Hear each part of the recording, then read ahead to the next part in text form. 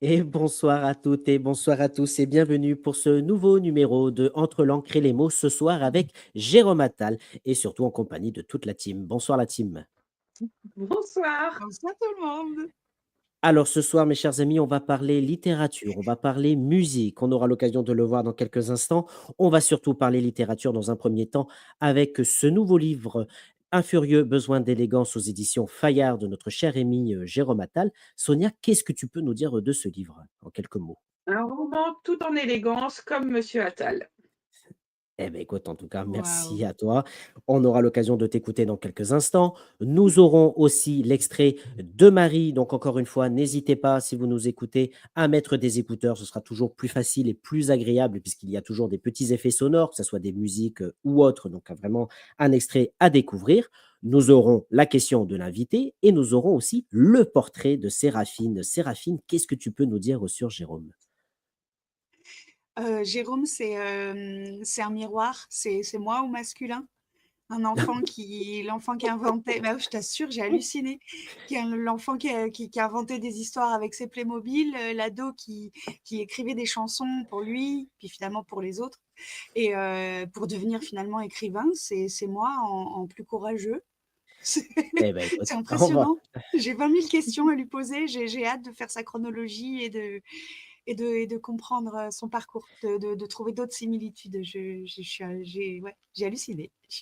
Eh bien, écoute, J'ai tout on excité. t'écoutera dans quelques instants, effectivement. Et puis, je rappelle, effectivement, qu'on peut vous retrouver, chers amis, donc le mercredi et le vendredi à 19h30 sur les réseaux sociaux, Facebook et YouTube. J'allais dire Facebook et Instagram, non pas encore, prochainement. Facebook et YouTube, vous flashez ce QR code et vous nous retrouvez donc pour voir les émissions en direct ou en rediffusion. Et ce que je vous propose tout de suite, donc, c'est de poser vos questions en commentaire et Jérôme y répond. Tout de suite, l'émission avec Jérôme Attal.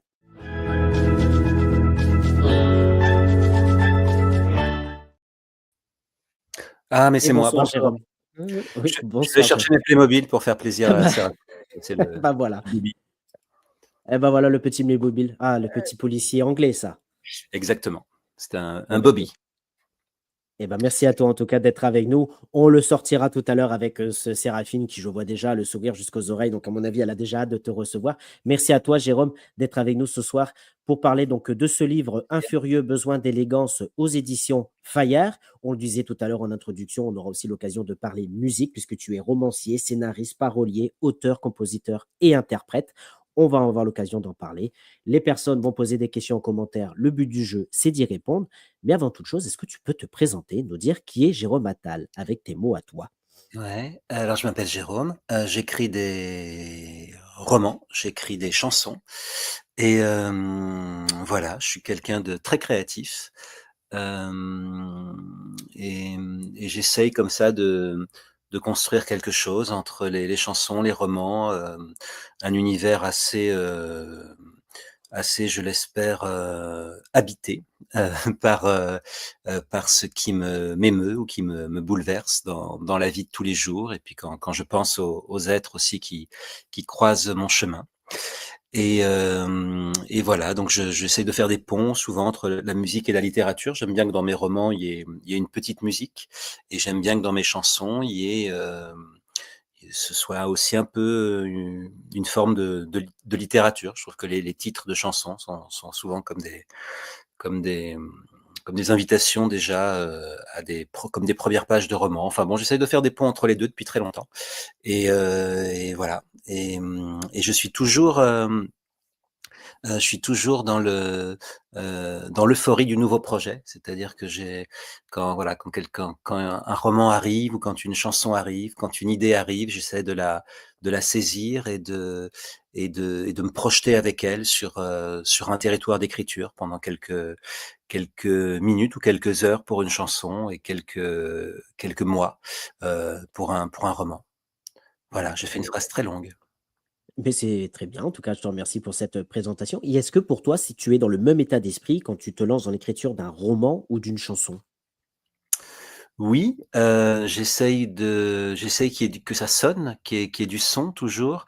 Hem, alors évidemment, je suis plus malheureux sur un roman parce que sur une chanson, j'arrive très bien à voir à vol d'oiseau, quel mot n'est pas à sa place ou quelle idée, n'a rien à faire dans le contexte de la chanson.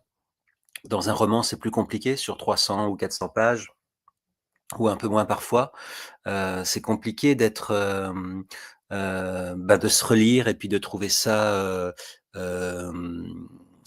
bien, simplement. C'est compliqué, parce qu'on se dit: «Tiens, telle idée, j'aurais dû la faire en une phrase, je l'ai fait en un paragraphe», ou vice versa, ou «Ah, j'aurais dû mettre, tel mot ici pour que la phrase sonne mieux». Donc j'essaye quand même de trouver de la musique dans les romans, mais c'est un exercice différent que celui de la chanson. Dans la chanson, il y a plus d'immédiateté, il y a plus de, il faut qu'il y ait, mais dans les 2 cas, il faut qu'il y ait une authenticité, c'est ça. Il faut qu'il y ait une viscéralité, il faut que le cœur de mes préoccupations du moment et mon cœur éternel, si j'ose dire, soit dans la chanson et dans le roman. Ça, c'est, pour moi, pour que je m'intéresse à ce que je suis en train de faire, il faut vraiment qu'il y ait ce côté, très viscéral, à la fois, ce cœur éternel et à la fois ce qui me préoccupe au moment où j'écris.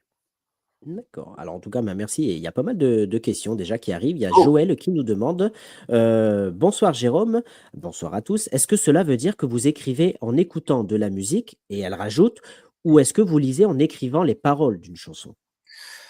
Alors, je n'écris pas en écoutant de la musique, alors même si, je sais que j'ai des amies, autrices qui font des ateliers d'écriture dans lesquels elles peuvent, faire, comme exercice d'écrire avec, telle musique. Effectivement, ça peut être intéressant, mais, moi, j'écris pas en écoutant de la musique, j'essaye de trouver, justement la musique de l'écriture. Et d'ailleurs, je préfère parler de musique que de style.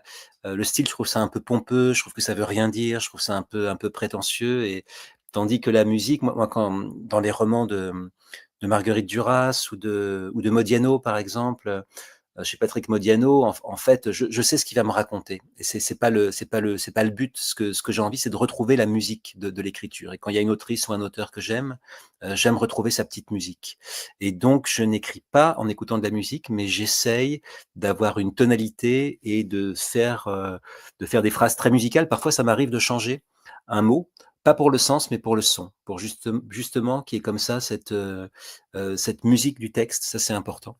Et la deuxième partie de la question de Joël, c'était déjà, j'ai oublié, pardon Joël? Et après c'est où alors attendez, je remets la question et la deuxième c'est: «Où que vous lisez en écrivant les paroles d'une chanson?» Que je lis en écrivant les paroles d'une chanson? Bah non, non, non, non, non, je me concentre, sur l'écriture, et puis j'écris en fait, soit j'écris, comme ça, et après, la musique se fait sur le texte par des compositrices ou des compositeurs.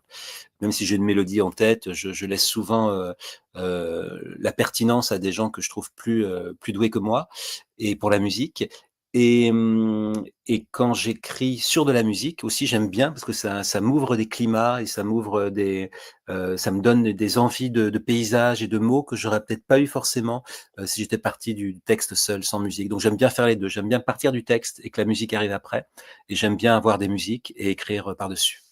D'accord et justement, comme demande Dominique, est-ce que tu as toujours un support, genre un carnet, enregistreur pour, cueillir l'idée qui se présente à tout moment? Ah oui, alors j'écoutais un truc de David Lynch, elle a raison, Dominique, parce que j'écoutais un truc de David Lynch l'autre jour, qui disait que quand il y avait une idée, il fallait vraiment l'attraper, il fallait la noter, sinon, elle pouvait s'envoler, et après il y avait pas pire tristesse. Alors évidemment qu'il y a pire tristesse, mais j'aime bien ce côté un peu dogmatique de David Lynch, qui dit qu'il y a pas pire tristesse qu'une idée qui s'enfuit, et et alors la pire tristesse, ce sont les amours qui s'enfuient, bon, c'est autre chose. Mais oui, oui, autrefois j'avais des petits carnets Moleskine, tu vois? J'avais des carnets Moleskine que je mettais dans la poche. J'avais aussi un petit dictaphone à l'ancienne, mais j'enregistrais et je réécoutais jamais. C'est comme toutes les photos qu'on prend aujourd'hui sur le Oui. smartphone et qu'on regarde jamais.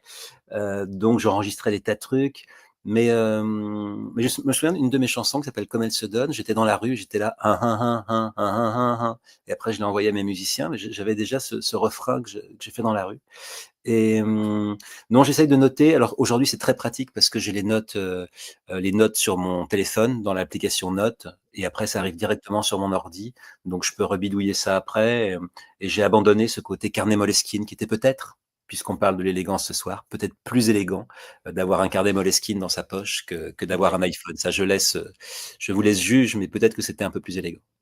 Mmh. Parce qu'on rappelle effectivement que tu es avec nous ce soir pour nous parler de ce livre édité chez Fayard, Un furieux besoin d'élégance, dont on aura l'occasion d'avoir la chronique de Sonia dans quelques instants, hein, puisqu'on rappelle que tu es auteur d'une vingtaine d'ouvrages, dont salués, plusieurs ont été salués par la critique, hein, dont les Jonquilles de Green Park, qui a eu un prix, il y a les 37 étoiles filantes, mais surtout pour l'âge des Amours égoïstes, égoïstes. voilà, qui a reçu en 2022 le prix Amique de l'Académie française. Est-ce que tu peux Ouais. nous parler de ces 3 romans? Ah, j'étais très gêné parce que, c'est mon roman L'âge des amours égoïstes, donc ça raconte l'histoire d'un jeune type de 26 ans qui, heu, qui trouve que la société va lui demander à 27 ans de choisir à la fois une destinée, professionnelle et amoureuse, et il voit des jeunes gens de 18-20 ans arriver qu'il trouve plus performants que lui. Il est dans cet entre-deux, il a envie, voilà, c'est vraiment l'âge 26 ans qui est pour lui une sorte d'adieu, à sa jeunesse, et en même temps il se sent encore, comme un poussin, devant la brutalité de ce monde. Et donc la dernière phrase de ce livre, un truc, c'était tout n'était peut-être pas foutu. Et quand je suis allé chercher mon prix à l'Académie française, ils ont cité cette dernière phrase, ils ont cité le mot foutu. J'étais très gêné. Je me suis dit, mais ils auraient Ah, quand même pu trouver une phrase un peu mieux quand même. Il y a des phrases un peu mieux dans ce livre. Voilà. Mais sinon, c'était très sympa. C'est le prix Amic, c'est un prix d'encouragement pour la création littéraire. Donc j'étais très heureux parce que moi je suis un créatif, et on a toujours besoin d'être encouragé quand on est un artiste.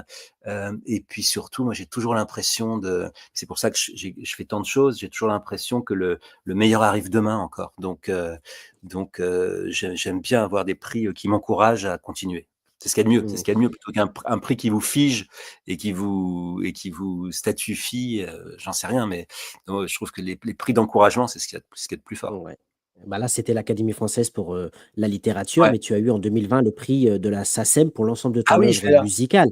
Ah Ouais, bah, je me voilà, souviens plus le mot là. Hop, c'est voilà, le donc le prix le Grand Prix de la chanson française, catégorie créateur. voilà. Et alors ça m'a été remis par, Joey Starr, mais c'était l'année du confinement, donc il me l'a remis en virtuel. Donc on a vu Joey Starr qui me donnait mon prix et moi je devais le prendre comme ça. Voilà. Ah, Mais, bah, c'était dans toute élégance. oui, oui, en fait, moi j'ai écrit beaucoup, beaucoup de chansons, mais parce que Ah, j'ai, ouais, 400. ouais, plus de 400, et plus encore, parce qu'il y a Ouais. beaucoup de chansons qui sont restées dans mes tiroirs, évidemment, parce qu'on peut pas, être, être plébiscité tout le temps. Donc, il y a des chansons que j'aime bien qui sont un peu, voilà, dans des tiroirs, et il y a des chansons que j'aime aussi, plutôt bien, qui ont été, chantées par de grands artistes et des Bah, artistes moins connus. Mais moi, j'ai toujours privilégié les chansons. En fait, je suis content quand c'est un artiste très connu qui chante un de mes textes, parce qu'évidemment, ça touche beaucoup plus de gens que si c'est un artiste qui n'a pas beaucoup de public. Et en même temps, moi, ce qui m'intéresse toujours, c'est les chansons. J'ai envie de faire des bonnes chansons, peu importe quoi, les interprètes. Alors, je dis ça, mais parfois l'interprète fait aussi que la chanson est super. Quand j'ai écrit pour Johnny Hallyday, chaque mot était propulsé de manière, on a l'impression que c'est du théâtre échylien, tellement le mec, il avait une puissance de feu et une espèce de, comme ça, de théâtralité. Donc, voilà, mais chaque projet est intéressant, chaque chanson est différente, et j'adore toujours écrire des chansons. Voilà, j'adore toujours. Parfois, je suis enfermé dans un roman et tout d'un coup, un projet de chanson arrive, et j'y vais parce que j'adore ça. Ouais, alors on me chuchote à l'oreille effectivement que la phrase exacte du cité tout à l'heure, c'est: «Je me sentais foutu, mais tout n'était peut-être pas foutu», nous dit Ah ouais, il y a Sonia deux fois le dans mot, deux fois l'oreillette. le mot foutu. En plus, j'étais là, mais les gars, ils étaient tous en habits verts d'académiciens, et j'étais là, mais les gars, il y avait d'autres phrases dans ce livre. Mais bon, ils ont peut-être fait exprès, hein, pour provoquer un peu sous la coupole là. Mouais. C'était assez Eh ben, en sympa quand tout même. ben, on accueillera Sonia effectivement dans quelques instants qui nous en parlera. Alors il y a beaucoup de questions. Donc je vois Aurélie qui nous dit: Aurélie. «Comment avez-vous abordé l'élégance dans votre livre? Quel en était le point de départ? Ce qui vous a poussé à vous lancer dans cette nouvelle aventure littéraire?» Donc bonsoir Alors, le Aurélie, point merci. de départ, oui, alors il faut dire, hein, c'est pas un roman, hein, c'est un essai avec plein de petits textes en fait, avec plein de petits sujets qui ont l'élégance comme ça, en horizon ou en totem. Et en fait, c'est venu d'une amie à moi, qui m'a dit: «Mais moi, quand je me fais bousculer dans la rue, c'est moi qui demande pardon». Et je lui ai dit: «Mais moi, je suis pareil que toi. Moi aussi, quand on me bouscule dans la rue, c'est moi qui demande pardon. Mais sauf qu'elle, elle le vivait plutôt mal, alors que moi, j'aime bien l'idée de demander pardon, même quand c'est pas sans, voilà, comme ça, par espèce de panache, ou j'en sais rien. Ça me plaît de dire pardon. Et, et voilà, ça partie de là, et je voulais aussi, dans ces essais sur l'élégance, réhabiliter des choses qui me semblent disparaître dans ces mondes, de plus en plus binaires et tribaux, comme la nuance. La nuance aujourd'hui, j'ai l'impression qu'on vous somme de choisir votre camp toujours, et qu'il n'y a plus du tout cette idée de nuance. Donc pour moi, la nuance se rapporte à l'élégance. J'avais envie aussi de réhabiliter la timidité, les timides. J'ai l'impression qu'aujourd'hui, plus on ouvre sa gueule, et plus on parle fort, plus on, on croit avoir raison, ou les autres vous donnent du crédit ou du pouvoir. Alors surtout dans les milieux dans lesquels je fréquente, hein. J'ai souvent vu des gens passer devant à talent égal. J'ai souvent vu des gens doubler parce qu'ils avaient la plus grande outrecuidance, par exemple. Mmh. Et donc, voilà, et moi qui suis d'un tempérament plutôt discret. J'ai quand même réussi à faire des choses, mais peut-être en surfant, en me faufilant, et en ayant toujours foi en ma capacité de création. Mais c'est vrai que voilà, l'élégance, c'est aussi ne pas être dans le moi-je, ne pas tirer la couverture tout le temps, ne pas s'imposer.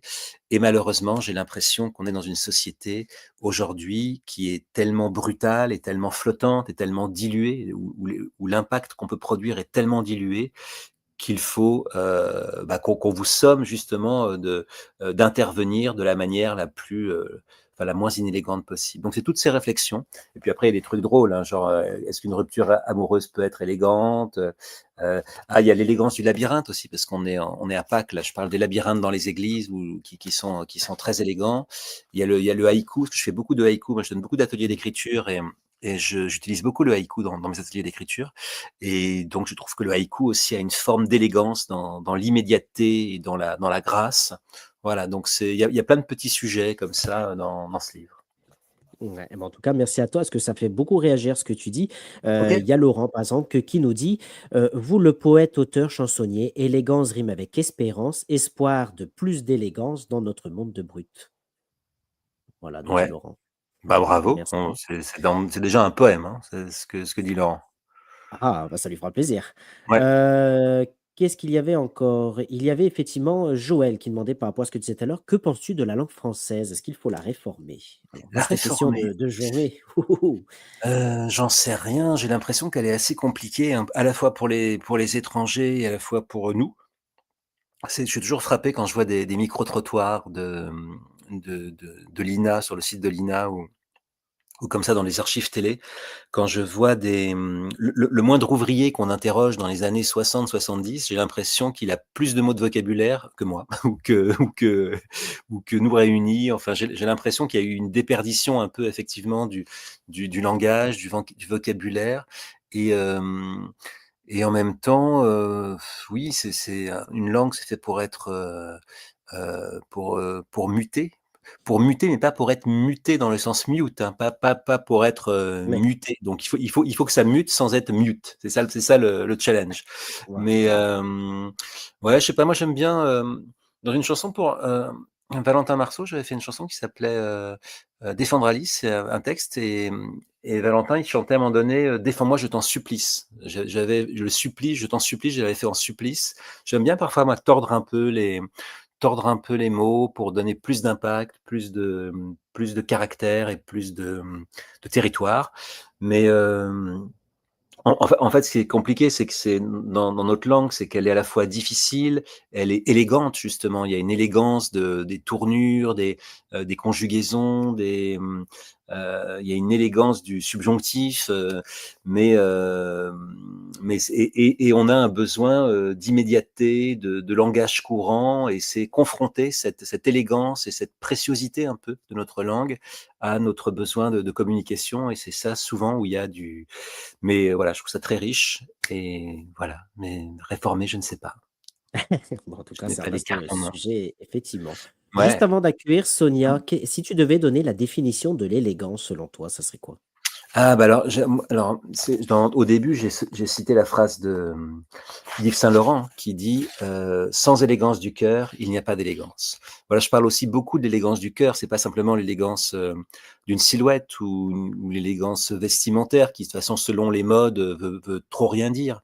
Une élégance vestimentaire peut très bien être désuète 10 ans ou 20 ans après. Mais l'élégance du cœur, j'ai l'impression qu'elle est là toujours et parfois c'est compliqué. On est mis dans des situations où on met à l'épreuve notre élégance. Parfois on réagit de manière pas très élégante, spontanément. Et donc c'est tout un travail toujours pour essayer d'être le plus élégant possible. Moi j'adore parfois me promener dans la rue et essayer d'être élégant avec les gens. Enfin, voilà, d'avoir des réactions un peu, peut-être d'un temps différent que le temps de la modernité. Mais je trouve que l'élégance, c'est à la fois un travail et une récompense qui n'a pas forcément besoin d'applaudissements ou de followers.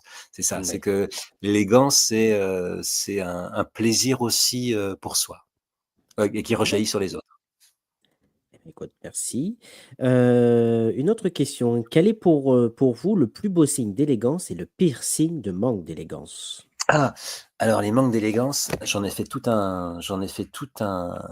fait des preuves irréfutables du manque d'élégance. Alors je peux vous en dire quelques-unes. Par exemple, être obséquieux avec les puissants. Ça, je trouve ça très inélégant, être obséquieux avec les puissants. Monopoliser la parole, spécialement quand on n'a rien de crucial à dire. J'espère que je suis pas en train de faire ça en ce moment, hein. Ben non, pas du tout, au contraire. Ricaner, cancaner, fanfaronner, c'est pas du tout élégant. Rouler vitre baissée, la musique à fond la caisse. Alors ça, c'est pas du tout élégant, hein, je vous le dis les gars, hein, ça, les gens qui passent avec leur musique à fond les ballons, c'est pas du tout dans l'élégance. S'imposer par le conflit, le chaos, la violence et le dénigrement, ça c'est pas du tout élégant et voilà.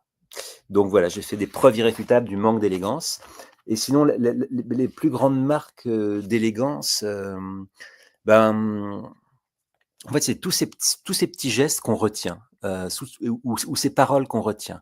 Moi, j'ai l'impression, et c'était aussi le but de ce livre, que je retiens des êtres qui croisent ma vie, les marques d'élégance. C'est celles qui me touchent le plus et que je vais retenir. Mais si vous y réfléchissez bien, je pense que vous aussi, il y a des choses qu'on vous a dites, dans des moments et qui étaient d'une élégance folle et vous les avez retenues ou des silhouettes qui sont passées, ou des êtres comme ça, qui ont réagi différemment, qui ont réagi de manière pas ordinaire et qui vous ont frappé par quelque chose, souvent qui relève de l'élégance. D'accord. Eh ben, écoute, vraiment, c'est un plaisir de t'écouter. J'ai Je j'ai vu que Florian, je te laisse complètement un peu, quoi? Non? Tu es Non, non, d'accord mais en avec tout cas, oui, mais je suis tout à fait d'accord avec ah toi. très Oui, bien, oui, oui, hein, ouais, voilà. Puis je super. vois que ça fait réagir justement. C'est pour ça que je suis OK, impatient de te poser toutes les questions qui arrivent. Mais je vois que Sonia est de retour. Donc, ce que je te propose, c'est d'accueillir Sonia pour la chronique avec grand justement de ce plaisir. livre.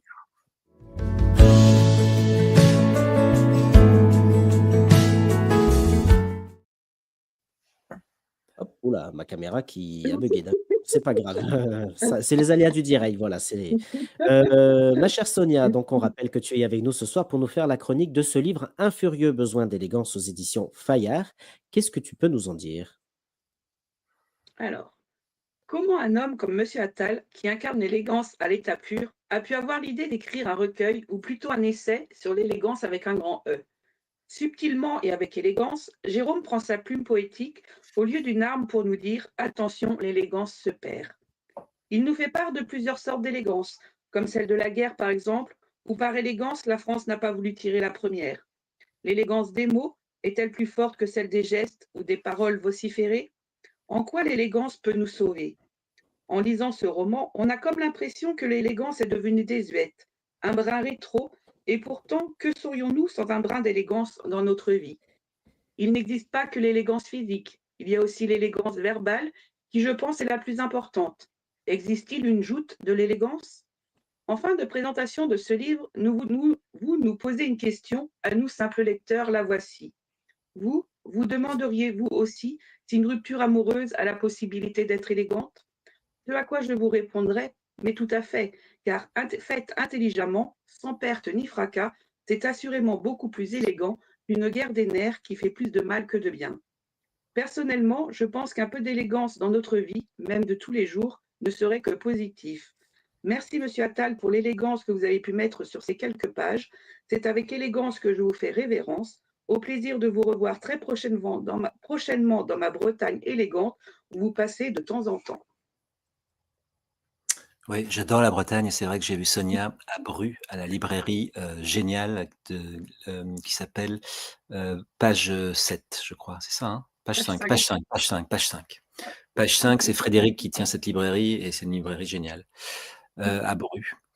Et une rupture élégante, une rupture sans perte ni fracas. Mais Sonia, il y a de la perte dans la rupture, voyons. Ah, pas tout le temps, Ok. pas forcément pour un des deux. Il n'y a peut-être pas forcément de perte Ah oui, pour un ni des deux. fracas. Mais Voilà, oui. voilà. Il y a une très belle phrase, alors c'est même avant la rupture, il y a une très belle phrase de Balzac qui dit: «Dans l'amour, il y en a un qui souffre et l'autre qui s'ennuie». Ouais, Ah bah tiens, tout est dit. Super, bien dit. sympa, sympa. C'est un beau vendredi soir, les gars, hein. Allez. Et je voulais juste ajouter une chose, Florian. Donc, Mais parce que je t'en prie. le jour-là, j'avais eu le livre, j'avais acheté le livre, Ouais, je m'en L'âge souviens. des amours égoïstes. Je t'avais même mis Et plein de dedans, petits j'aime bien, post-it. voilà, tout le temps, plein de petits post-it de petits animaux. Et dedans, donc j'étais la 118e à l'acheter. Et donc, il y avait la petite phrase que vous m'aviez écrite en plus de la dédicace. Donc, 118. Contempler un visage endormi dans un train, c'est le déshabiller du regard. Ce que j'ai fait un poème, j'ai fait un long poème et je l'ai coupé en 200 phrases et j'en ai mis une phrase, j'avais oublié que j'avais fait ça, et j'en ai mis une phrase dans chacun des livres. Et dans mon idée, c'est que si un jour je fais l'Olympia, mais c'est pas encore tout de suite, désolé, j'aurais invité toutes les personnes qui avaient les 200 livres et on aurait tous fait un happening chacune aurait lu la phrase qu'il a dans son livre. Ouais, Je sais c'est pas si je Eh me pas ben, suis je bien serai dedans. exprimé. mais bien sûr. En tout Je cas, il y a serai dedans avec plaisir.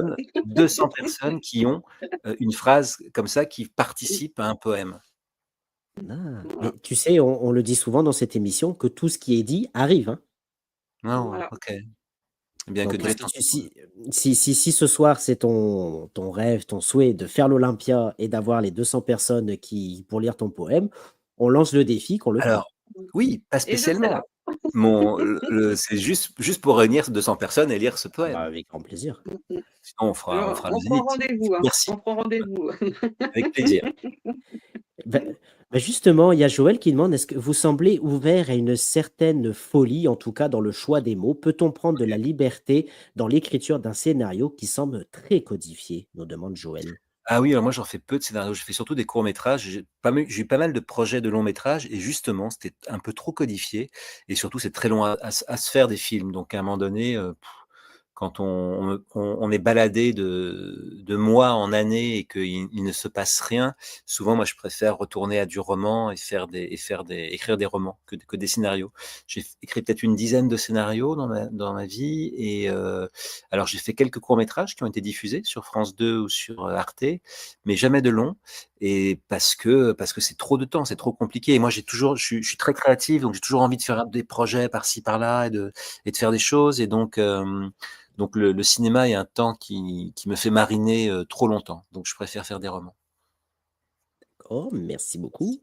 Ricard Frédéric qui était avec nous, qui nous demande, est-ce que vous avez déjà eu peur d'avoir le syndrome de la page blanche pour l'écriture d'un roman ou Alors pour l'écriture d'une chanson? je crois que c'est Jacques Prévert qui dit: «N'ayez pas peur de la page blanche, parce que la page blanche a encore plus peur de vous» et mais non, alors je touche du bois, hein, hop. Non, moi j'ai jamais trop eu l'idée de la page blanche, mais c'est ce que disait Séraphine au départ, hein, en fait, moi ce que j'explique quand j'interviens dans les collèges, ou les lycées, ou les écoles même, avec mes livres jeunesse, c'est qu'il y a aucune différence entre l'enfant que j'étais, et qui jouait au Playmobil dans sa chambre et qui inventait des histoires et hem et maintenant, sauf que j'ai plus mes Playmobil vraiment, parce que j'en ai plein, mes chutes, mais j'ai des mots à la place et donc mais il y a pas du tout de rupture entre l'enfant que j'étais, qui s'inventait des histoires, qui inventait des mondes. Je me souviens aussi que je prenais souvent en charge les récits de mes copains. C'est-à-dire que quand on se retrouvait avec nos vélos bicross, bah, souvent ils se laissaient guider. C'est moi qui disais: «Allez, aujourd'hui on est des Indiens, aujourd'hui on va dans la rue là où il y a toutes les filles, on va passer sous leurs fenêtres et tout ça». Bah, j'étais un peu le maître de nos jeux. J'étais un peu le maître du jeu. J'écrivais déjà un récit. Et quand je jouais, j'inventais des histoires, j'inventais des trucs et tout. Et aujourd'hui, c'est un peu la même chose. Et donc, j'ai pas le problème de la page blanche parce que enfant, en fait, je me pose pas de questions. Comme quand enfant, je rentrais dans ma chambre et je jouais avec mes figurines, de la Guerre des Étoiles ou des Playmobil ou des Lego. Voilà, j'avais pas de peur de la page blanche, que je me projetais dans un jeu direct et j'ai l'impression que je suis comme ça aujourd'hui, tout D'accord. le temps. Voilà. Eh ben, merci à toi. Sonia, est-ce que tu veux rajouter quelque chose? On écoutera l'extrait de Marie dans quelques instants, parce que j'aimerais bien qu'on parle aussi de ta musique et on va en diffuser quelques extraits. Bah, moi, je Sonia? pense que Jérôme, c'est un grand enfant qui joue avec les mots, en fait. Après avoir joué Mmh. avec les Playmobil, maintenant il joue avec les mots. Peut-être. Eh ben, Bravo en tout cas, Sonia. c'est un réel plaisir en tout cas de t'écouter. Cette question-là, on l'a déjà posée, mais effectivement, il y a une question intéressante qui dit: «Jérôme, pour vous, élégance rime-t-elle avec intelligence?» Ah bah oui, bah, alors moi je trouve que dans ce monde justement où la bêtise, a pour enfin la première réaction, c'est la violence aujourd'hui. Donc je trouve que c'est une marque d'intelligence, de se montrer élégant, parce que c'est un effort. Aujourd'hui, la 1re réaction, c'est la violence, à tout.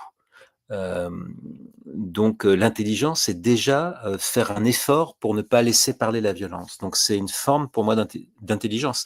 Et plus le monde devient, ce qu'il est, plus j'ai l'impression que l'élégance est un des derniers refuges de l'intelligence. Et voilà, et c'est le problème de l'intelligence artificielle. C'est qu'on appuie sur un bouton et tout arrive.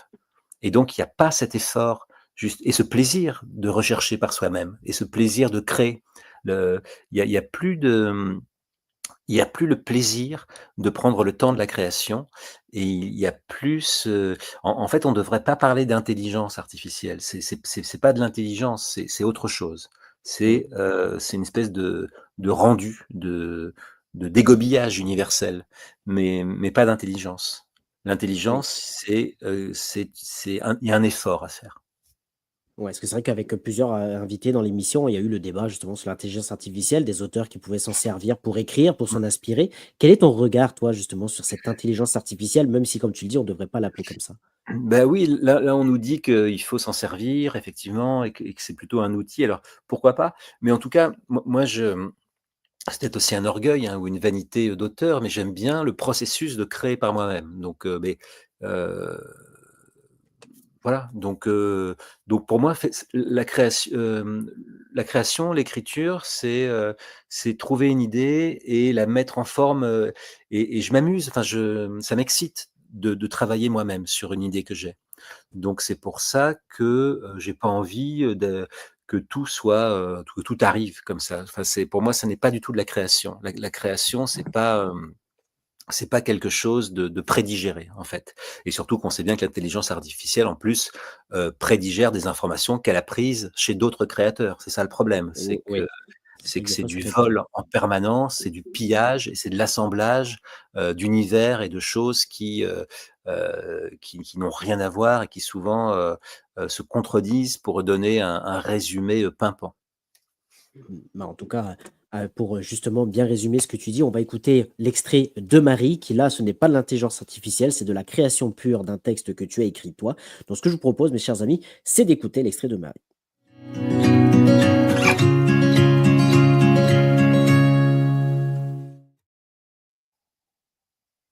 Donc Marie Meyran, la comédienne de l'émission, qui nous a lu parce que bah, il y a pas de souci Jérôme, qui nous a lu un extrait donc de ce livre, Un furieux besoin d'élégance aux éditions Fayard. Donc encore une fois, mettez le casque puisqu'il y a une petite musique derrière. Tout de suite l'extrait de Marie.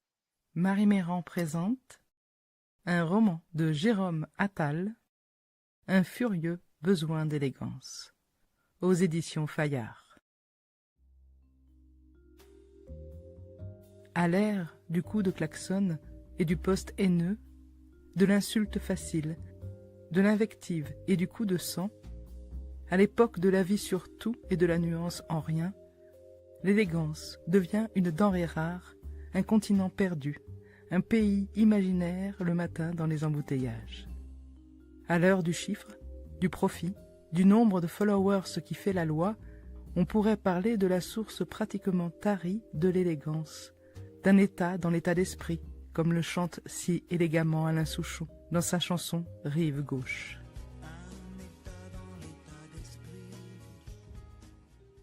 L'élégance répond au bruit du monde sans vocifération, mais sans pour autant faire silence de qui on est.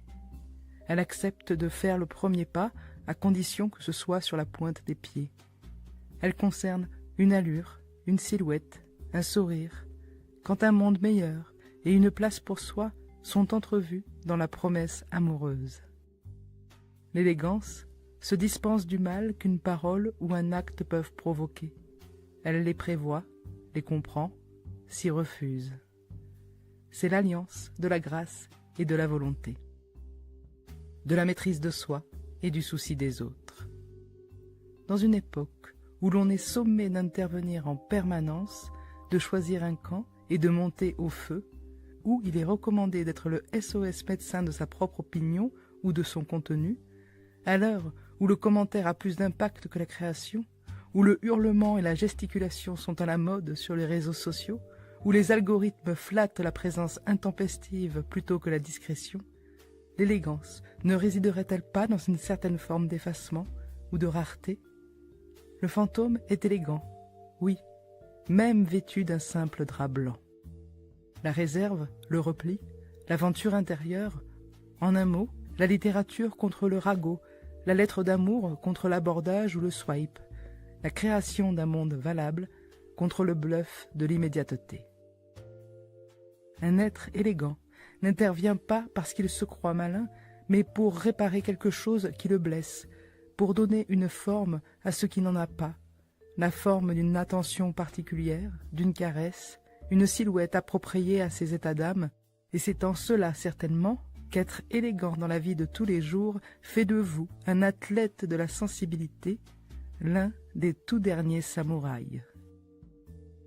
L'élégance, c'est aussi continuer à croire en ses rêves dans un monde qui n'a de cesse de vouloir vous réduire ou vous opposer l'obstacle, le déni, la contrainte, le reproche ou le ressentiment.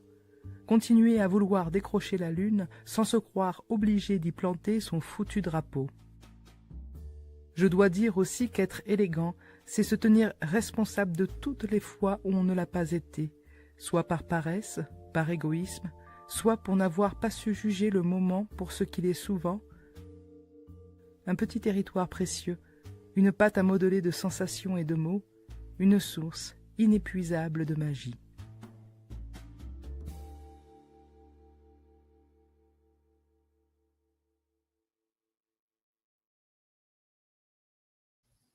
Voilà donc pour cet extrait de ce livre Un furieux besoin d'élégance aux éditions Fayard, donc par Marie Méran. Merci à Marie pour cet extrait. Jérôme, qu'est-ce que ça te fait d'entendre ton texte lu comme ça par Marie? Ben, c'est chouette, c'est très bien. J'aime ça, parce que moi, quand on lit ses propres textes, on a toujours tendance à cavaler, à lire beaucoup trop vite. Donc j'ai aimé ce temps un peu différent de la lecture de Marie. Oui, et justement, écoute, j'espère qu'elle nous écoute effectivement, mais en tout cas, on l'embrassera de ta part. Et je te voyais effectivement en coulisses avec la guitare à tes côtés. Je sens que ça te titille de nous jouer un petit morceau de guitare. Comme Rominet, c'est ça, En tout cas, voilà, justement, on en parlait tout à l'heure en coulisses. Est-ce que tu peux justement nous jouer un morceau, puisqu'on le rappelle, tu es aussi auteur, romancier, mais tu es aussi compositeur, interprète. Oui, pardon, dis-moi. Oui, alors tu voulais que je chante un peu le début de Ciné Doré, qui est une de mes chansons de mon dernier album. Voilà, il y a Séraphine qui fait oui de la tête. Mais écoute, on t'écoute avec quelques extraits de Ciné Doré et ensuite on lancera le clip. Nous t'écoutons. Je vais mettre mes lunettes parce qu'évidemment je connais le texte. On n'a pas encore fait l'Olympia, j'ai pas pu répéter les chansons encore. Alors. N'avons connu que des yeux baignés de pluie et l'espoir d'avoir assez de souffle pour échapper à la violence. N'avons connu que des bouches cousues de nuit et les yeux fatigués des vies qui nous échappent. Elle veut s'asseoir dans la salle obscure du ciné doré, faire la lumière sur ces ténèbres pour les traiter comme des lucioles. Elle veut s'asseoir dans la salle obscure du ciné doré et que le film l'emporte loin. Ciné doré, elle veut s'asseoir dans la lumière du ciné doré. Ciné doré, elle veut s'asseoir dans la lumière du ciné doré. Ciné doré, elle veut s'asseoir dans la lumière du ciné doré. Ciné doré, elle veut s'asseoir dans la lumière du ciné doré. Voilà. Alors ce serait beaucoup mieux avec une guitare accordée, je vous le concède. Et j'aurais pu. Je voulais écouter la lecture de Marie, donc je m'étais dit je vais accorder ma guitare pendant la lecture. Et puis je me suis laissé prendre par la lecture. Voilà. Il fallait faire une lecture moins bien, Marie, comme ça j'aurais pu accorder ma guitare. Oh bah, ça serait un bon compliment à lui dire alors. Ouais. C'est ça. Donc Ouais, donc c'était ça effectivement, l'idée. eh ben, est-ce que tu veux qu'on lance vraiment le clip Ah original bah, ce justement? sera beaucoup mieux. Ce sera beaucoup mieux. Eh ben, écoutez, mes chers amis, je vous propose, donc on le voit effectivement défiler, hein, donc Ciné Doré qui est disponible sur toutes les plateformes, avec le texte de Jérôme Attal, musique de Brice Lebel et Clément Mouillard, avec Juliette Bossé, qu'on va avoir l'occasion, et effectivement mixé par Thierry Blanchard et masterisé par Bruno Gruel. Voilà, donc tout de suite, ce clip de Ciné Doré de Jérôme Attal.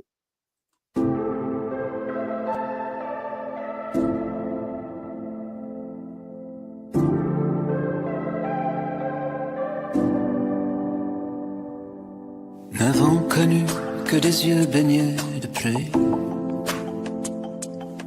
et l'espoir d'avoir assez de souffle pour échapper à la violence. N'avons connu que des bouches cousues de nuit et les yeux fatigués des vies qui nous échappent. Elle veut s'asseoir dans la salle obscure du ciné doré, faire la lumière sur ces ténèbres pour les traiter comme des lucioles. Elle veut s'asseoir dans la salle obscure du ciné doré et que le film l'emporte loin. Ciné doré, elle veut s'asseoir dans la lumière du ciné doré. Ciné doré, elle veut s'asseoir dans la lumière du ciné doré. N'avons connu que des fêtes moirées d'ennui et le désir qui brinque à balle l'ordinaire. Elle veut s'asseoir dans la salle obscure du ciné doré, faire la lumière sur ces ténèbres pour les traiter comme des lucioles. Ciné doré, elle veut s'asseoir dans la lumière du ciné doré. Ciné doré, elle veut s'asseoir dans la lumière du ciné doré. Ciné doré, elle veut s'asseoir dans la lumière du ciné doré. Ciné doré, elle veut s'asseoir dans la lumière du ciné doré. Je voulais te parler d'une fille qui sur les photos qu'on prend d'elle a fait de l'isolement son royaume. Son isolement son royaume. Cette fille, c'est peut-être moi. Tu sais, la lumière que tu aimais chez moi. Son isolement mon royaume. Son isolement mon royaume. Ciné doré, elle veut s'asseoir dans la lumière du ciné doré. Ciné doré, elle veut s'asseoir dans la lumière du ciné doré. Ciné doré, elle veut s'asseoir dans la lumière du ciné doré. Ciné doré, elle veut s'asseoir dans la lumière du ciné doré. Ciné doré, elle veut s'asseoir dans la lumière. Ciné doré, elle veut s'asseoir dans la lumière. Ciné doré, elle veut s'asseoir dans la lumière du ciné doré. Ciné doré, elle veut s'asseoir dans la lumière du ciné doré.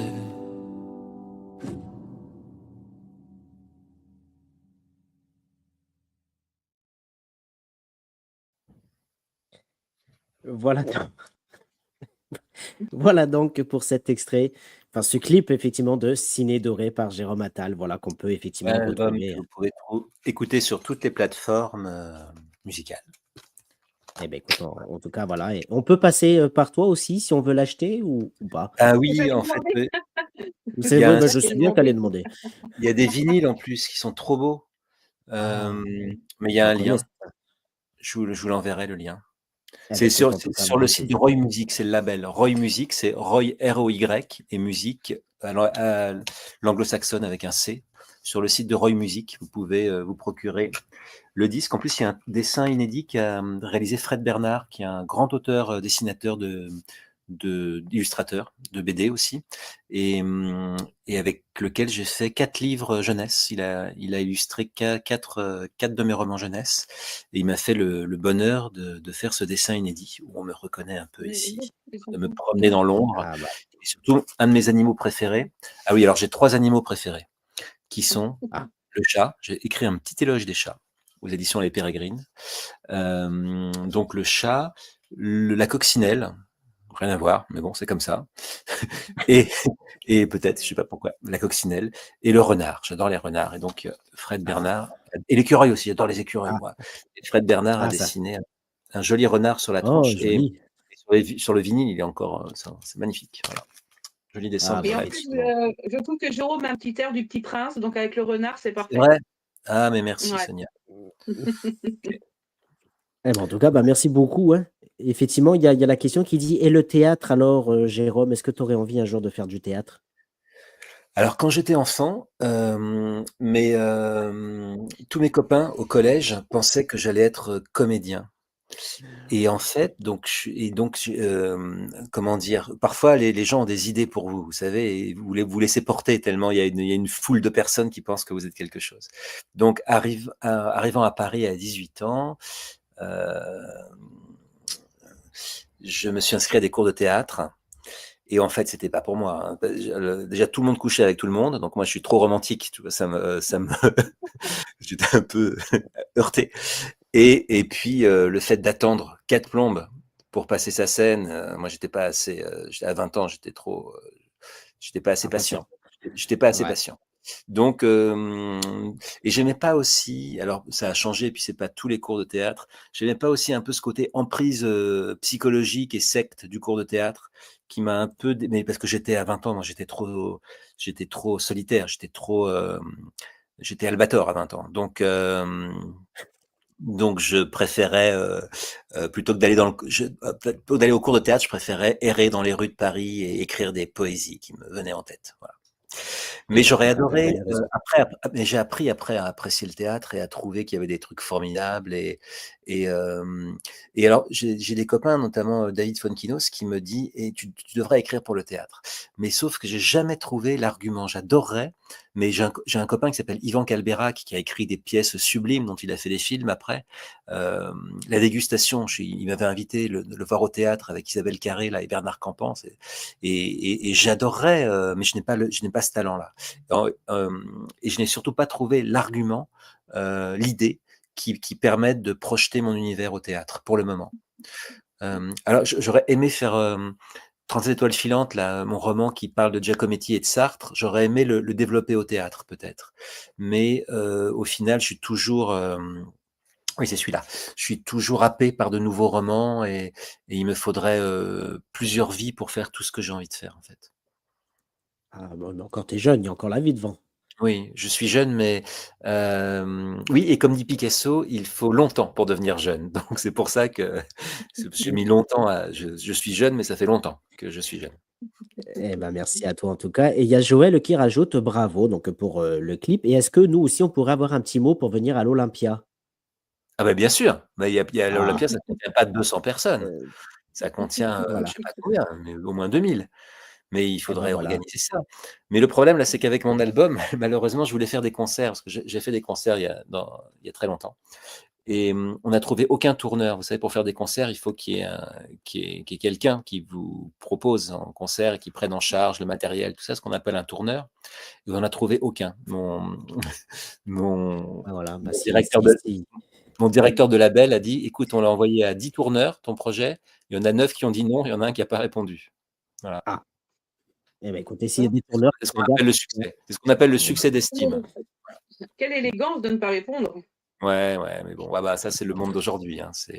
Et ah bah, C'est ça. et on le ouais, voit. et en même temps, on est tellement abreuvé de choses. Moi, parfois, je reçois aussi 10 milliards de lettres et quand je suis préoccupé par un roman ou quelque chose, c'est vrai que je mets un délai monstre à répondre. Donc, voilà, en fait, oui, c'est comme ça. C'est un monde où on est sursollicité et aussi où voilà, mais c'est vrai, moi, parfois, après, c'est aussi l'élégance de pas réclamer et de pas penser qu'on doit passer au-dessus des autres et voilà, moi, on me dit: «Non», OK, je vais pas forcer le passage et c'est peut-être un Mmh. tort, hein. C'est ce qu'on disait tout à l'heure, c'est qu'effectivement, c'est peut-être quand vous forcez le passage, peut-être que les gens vous accordent plus de crédit dans le monde dans lequel on est. Donc c'est peut-être un tort, mais moi j'ai ce côté un peu, qui est pas bien quand même parce que c'est pas assez combatif, c'est pas assez courageux de me dire, voilà, si les choses doivent pas arriver, ben, tant pis.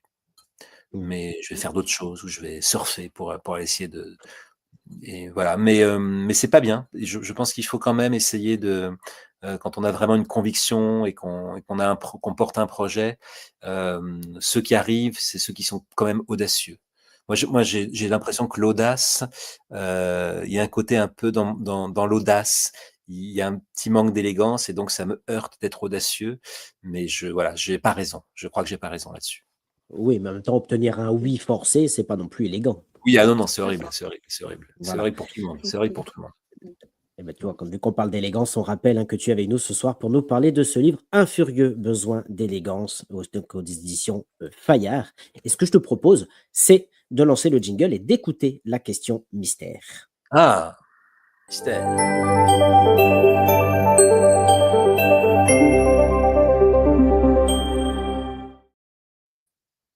Alors, mon cher Jérôme, je te rappelle que ce mercredi, nous avons reçu Sonia Delzongle qui est venue nous présenter son livre Fleuve Noir. Donc, Sonia Ah, Delzongle, hein, très belle oui, couverture. voilà, apnée, elle est là, tu Ouais, vois. Voilà, très Sonia beau. Delzongle qui est venue nous présenter son livre, hein, donc la Un reine du bleu polar. profond. Je crois qu'elle a les yeux d'un bleu profond aussi, Sonia, Oui, elle a les beaux yeux bleus, effectivement, oui. En tout comme cas, son livre. c'est un réel plaisir, en tout cas, de la recevoir. Et quand on lui a dit: «On recevra donc Jérôme Attal ce vendredi, quelle serait Elle la a dit: question «Mais que qui pourriez-vous c'est? lui Mais qui poser?» c'est?» Non? Non? Eh ben, justement, bah, écoute sa question. Alors, bonjour Jérôme, hein, que je croise sur certains salons. Quel serait le comble de l'élégance pour toi? Le comble de l'élégance. Alors, quand j'étais petit, on jouait à ça. Le comble du jardinier, c'est de se mettre tout nu devant ses tomates pour les faire rougir. Non, vous la connaissez pas celle-là? Si, Si, si. Le ça comble de semble logique. l'horreur. Le comble de l'horreur, c'est descendre sur une rampe d'escalier, s'apercevoir en bas que c'est une lame de rasoir. Ouais. Voilà. Ah, Et le Sonia, elle doit en connaître plein, sûrement. Oui, bah, c'est bien sûr. Et le comble de l'élégance, ben, je sais pas, hein. J'essaie justement d'approcher. J'essaie d'approcher ça dans un livre. J'essaie de combler mon incapacité à formuler ce comble d'élégance dans ce livre. Voilà, c'est une petite pirouette pour m'en sortir, mais en fait, Eh le ben, problème avec ces histoires de comble, c'est que j'ai l'impression que je ferai jamais aussi bien que le comble du jardinier, se mettre tout nu devant ses tomates pour les faire rougir. Je pense qu'il y a pas mieux. ah, Donc, bah, est-ce que c'est vrai? Est-ce que ça marche au moins? Moi, quand j'ai jamais j'avais tenté, 8 moi. ans, il y avait pas mieux Non, comme blague. ça marche Ouais. pas. Ça marche pas. OK. Ah, Sonia parle en connaissance de Ah, cause. Non, pas moi, mon fils. Il avait Bah, essayé ah une bon, année. je sais pas. On avait retrouvé le pantalon en bas des chevilles. On dit, mais qu'est-ce que tu fais? C'est pour faire rougir les tomates pour qu'elles mûrissent plus vite. C'est papy qui m'a appris ah, ça. Ah bah, voilà, tu vois, comme quoi on apprend toujours des choses dans cette émission, ça fait C'est plaisir. ça. Et bon, en tout cas, merci à toi, Jérôme. Et le but du jeu maintenant, bah, c'est à toi de poser une question, puisqu'on rappelle que ce mercredi prochain, mercredi 23 avril, on recevra notre cher ami Harold Cobert qui viendra nous présenter son livre Le procès Mein Kampf aux éditions Les Escales. Tu as vu, Sonia, j'ai été gentil, hein, je t'ai pas demandé de dire le titre. Ouais, Mais c'est c'est ça. justement hein, pour nos amis qui nous regardent, qu'est-ce que tu peux nous dire en quelques mots sur ce livre? C'est un roman très prenant, en fait, où on apprend qu'on nous a peut-être caché des choses et bah, c'est l'histoire, évidemment du procès, parce que certains Français se sont aperçus que Hitler ne voulait absolument pas faire, éditer son livre qu'il avait écrit quand il avait été emprisonné et ils se demandent bien pourquoi. Donc ils font pied et main, pour, se réunir, même les côtés politiques, qui ont des différends, essayent de se réunir justement avec un avocat pour pouvoir faire éditer, enfin, et surtout traduire et faire éditer le livre en France et savoir le pourquoi du comment, voir si Adolf Hitler ne cache pas quelque chose en fait envers la France et voilà. Eh bien, écoute, en tout cas, un livre qu'on aura l'occasion de découvrir donc ce mercredi 23 avril à 19h30, hein. On rappelle que vous pouvez nous retrouver sur les réseaux sociaux, Facebook et YouTube. Jérôme, quelle serait la question que tu aurais envie de poser à Harold? Alors, Harold, l'autre jour, j'étais boulevard Beaumarchais et je t'ai croisé et tu filais dans tes pensées comme ça, donc je suis resté à te regarder passer. Et toi qui as écrit sur différents sujets, hein, tu as écrit sur Baudelaire, tu as écrit sur le charme, voilà, tu t'accapares toujours des sujets incroyables. Je voulais savoir si tu étais comme ça toujours quand tu marches dans les rues de Paris, si tu es à la poursuite d'idées, de projets, ou si tu n'arrêtes pas de remuer le roman qui t'habite au moment où tu traverses ce boulevard, Beaumarchais en l'occurrence. Tu Beaumarchais, boulevard Beaumarchais, sachant. Eh bien, écoute, merci en tout cas pour cette belle question que nous aurons l'occasion donc de lui diffuser ce mercredi pour parler de son livre, donc le procès Mein Kampf aux éditions Les Escales. Je vois qu'il y a encore pas mal de questions, mais je sais que Séraphine a beaucoup de choses à te dire. Ce que je te propose, c'est d'accueillir notre chère amie Séraphine, qui meurt Ah, d'impatience. Je la ah vois, elle est oui, là, elle trépide d'impatience. on l'a vu au début et puis elle a disparu. C'est ça. Allez, Séraphine, on accueille toutes ces Séraphines.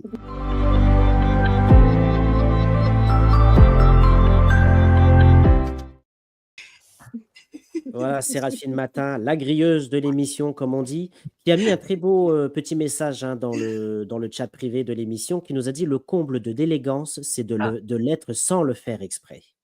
ah, c'est bien. Voilà, vous avez 2 heures. Non, c'était ma réponse. Et Oui, pour moi, le comble de l'élégance, c'est de pas le faire exprès, du coup. voilà. Ah, C'est de mais l'être, mais ouais, mais c'est bien de le faire exprès aussi un peu, je trouve. Je pense que c'est pas mal. C'est que ce soit une démarche. Je trouve ça assez sympa dans ouais, ce monde justement où encore une fois la violence déborde de partout. Eh bien, C'est écoute, sûr. en tout cas, je sais qu'elle a beaucoup de choses à te dire. Ce que je vous propose, c'est Ah, de vous laisser en tête à tête. Sonia, on file en coulisses tous les 2. Voilà. à tout à l'heure. Ah, j'aime beaucoup le côté un enfant. Je suis toujours. Oh, elle est sublime, c'était hier. j'adore. Cette Jelly Et Cat, c'est tu ma l'as marque sortie préférée. exprès. Mais non, Elle était. attends, je vais te montrer, j'ai aussi celui que j'adore, c'est Excellent. j'adore ça. Oh mon Dieu. Je l'adore. Je l'ai en sac Ah, aussi. c'est J'adore doré. cette marque, Jellycat, c'est ma marque préférée. Leur dernière création, c'est la petite brioche, là. Elle est trop sympa. Oh, Je suis fan. j'adore. Oh, j'adore. Ah, mais Ouais. le popcorn, ça va très bien pour ciné doré, je trouve. Ciné doré. Elle veut s'asseoir dans la lumière du ciné doré. The clip est absolument sublime. Ah, merci. Je retiens une phrase que tu as dit tout à l'heure parce que justement, bon, je suis désolée, hein, je vais sourire beaucoup parce que de toutes les missions, j'ai souri parce que je Ok. m'entends énormément dans tes mots. Je me reconnais, j'ai vraiment, je faisais des oui, oui, oui, oui, oui Ah, trop bien. en coulisses. C'est vraiment c'est, un détachement, un calme. Tu es posé sur ce que tu dis. On sent que tu es je sais pas, ça me parle vraiment, ça résonne énormément et ça m'émeut un peu. Du coup, Ah, bah, ça je me me fait plaisir. déclarerai un Merci sourire, beaucoup. comme ça, c'est plus facile. Et c'est le côté, je suis encore un grand enfant, en fait. C'est que, voilà, Hmm. ce côté-là, on le sent, on le sent. Et en même temps, tu es très pudique. Et c'est ça qui est chouette parce que ton enfance, justement, moi j'aimerais savoir quel enfant tu étais. Cet enfant qui se racontait des histoires, qui jouait avec ses Legos, qui avait énormément d'amis, mais qui aimait bien aussi se retrouver tranquille dans son univers. quel enfant t'étais et comment tu as grandi justement avec cette capacité à inventer des histoires et ce besoin de les créer, de les matérialiser? Comment tu as grandi avec ça? Alors j'étais un enfant unique, ce qui explique que j'étais souvent seul, même si j'avais Mmh. beaucoup d'amis, mais en tout cas dans le contexte familial, j'étais le seul enfant Mmh. et mes parents m'ont eu tard. Ils m'ont eu à ma maman, elle avait 45 ans quand elle m'a eu.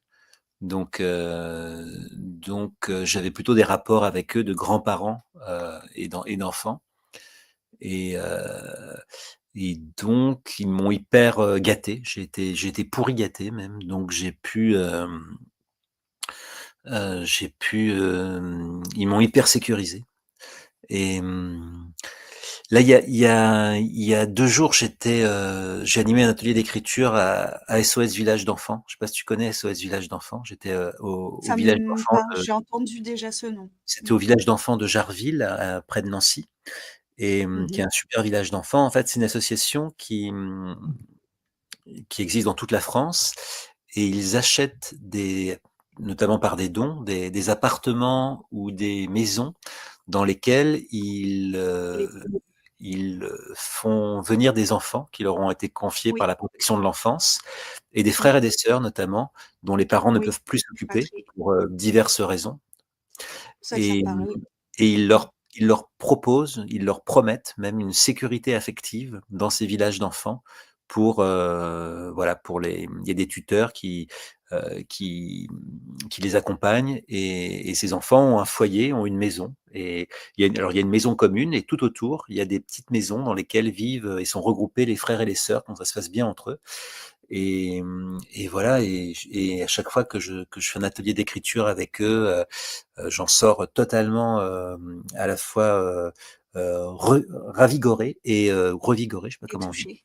et Mmh. bouleversé aussi, effectivement et voilà et moi j'ai eu ce luxe d'avoir une enfance et je suis très sensible, à cette association et aussi, à toutes les personnes qui travaillent dans ces secteurs de l'enfance. J'y suis d'autant plus sensible que moi, j'ai jamais eu de de questions à me poser ou de mal-être ou de manque ou de carence parce que j'ai été, hyper choyé, hyper protégé. Mmh mh. Hem Mmh. et voilà, j'ai eu une enfance, très, très heureuse. Hem Oui. Même si, en tant qu'enfant unique, j'étais souvent seul et notamment avec des parents âgés. Mais ce qui m'a permis justement, comme tu disais, de développer tout cet imaginaire et de pouvoir, voilà, dès tout petit être quelqu'un d'hyper créatif. Mmh. Et du coup, tu choisis cette créativité, tu choisis donc cet amour des mots, tu choisis de le mettre dans la rime, dans l'écriture de chansons. Et pareil, comment c'est venu cette évidence de le faire en rime et finalement de leur donner une musicalité, adaptable sur musique? Comment Bah, en ça fait, t'est venu moi ça? j'habitais dans les Yvelines quand j'étais enfant, donc Mmh. c'est pas très loin de Paris. J'étais à 30 minutes de Paris, mais j'étais pas à Paris. Donc quand on est enfant, Mmh. c'est génial parce il y a des forêts, on peut faire des cabanes, tout ça. Mmh. Sachant que pour moi le livre est une cabane, hein, donc voilà. Mais mais quand on commence à avoir 15 ou 16 ans, ah Mmh. waouh, quelle réactivité, mais Florian, mais franchement, je suis comme Au top, au mais top. toujours au top, Florian. Et, hem, et donc, quand on a 15 16 ans, on commence un peu il y a deux possibilités. C'est soit la musique, soit la guitare, soit la mobilette. Et je pense Oui. que pour ne pas effrayer mes parents, parce que je pense que ma maman aurait été un peu paniquée de me voir partir Mmh. sur une mobilette, et puis moi, je n'étais pas très Ouais, ouais. téméraire pour prendre la mobilette. J'ai choisi la guitare. Pensant qu'elle allait aussi soigner ma mélancolie. Alors, en fait, c'est pas du tout ça, hein. Plus on fait des chansons, plus la mélancolie augmente, hein. C'est plutôt ça l'idée. Mmh. Mais quand même, c'est une sorte de radeau un peu en bois aussi, ça tient un peu quand même. Donc voilà, j'ai un très C'est faible niveau de vrai, guitare, mais c'est vrai. quand j'étais enfant, j'avais ce radeau, dans les mains et ça permettait de contenir un peu, ma mélancolie et puis j'ai découvert les Beatles qui m'ont sauvé à toutes les périodes de ma vie. Et, et voilà, et j'ai commencé à écrire des chansons pour dire aux filles dont j'étais amoureux que j'étais amoureux d'elles. Parce que j'étais trop timide pour aller les voir comme ça. Où je C'est n'avais peut-être pas magnifique. assez confiance en mes qualités Mhm. de présence, on va dire ça comme ça. Et donc, je leur écrivais des chansons. J'ai commencé à écrire des chansons ou des lettres d'amour c'est comme ça que j'ai forgé. Et comme je me prenais pas mal de râteaux, j'ai forgé mon style. Ça m'a permis de revenir sur mon œuvre. Voilà. Et c'est comme ça C'est que ça a génial. commencé, en fait. C'était, voilà, j'ai commencé à écrire des chansons. Mhm. Et parallèlement, je me souviens, j'écrivais sur des cahiers, des sortes de petits livres. J'ai toujours fait les deux à la fois, les deux en même temps. Et voilà. Ah non, c'est fou, je te dis, j'hallucine. Moi, c'était un bon tant pis. Moi, c'était sur le bon tant Ah, le bon pis. tant pis, mais c'est génial, le bon tant pis. Il y avait Casio et Mais bon voilà, tant pis. J'adore. c'est ça. Et le DX7, Les le Yamaha chansons, DX7. Trop bien. et mettre en rime ce que j'avais dans la tête parce que ça me permettait de compliquer un petit peu, de chercher les bons mots. Oh, Et du coup, quand effectivement j'étais dans ma mélancolie et que j'avais du mal à m'exprimer ou à comprendre ce qui se passait, les mettre en rime, ça m'obligeait à trouver les mots justes. et tu Donc, continues à jouer un petit peu ou pas? non, du tout, Non. du tout, du tout. La musique, c'était plus pour m'enfermer un petit peu. Je pense que finalement, c'était déjà les mots. Je pensais que, enfin, je suis restée sur les textes, j'ai continué les textes, mais pas la musique. D'accord.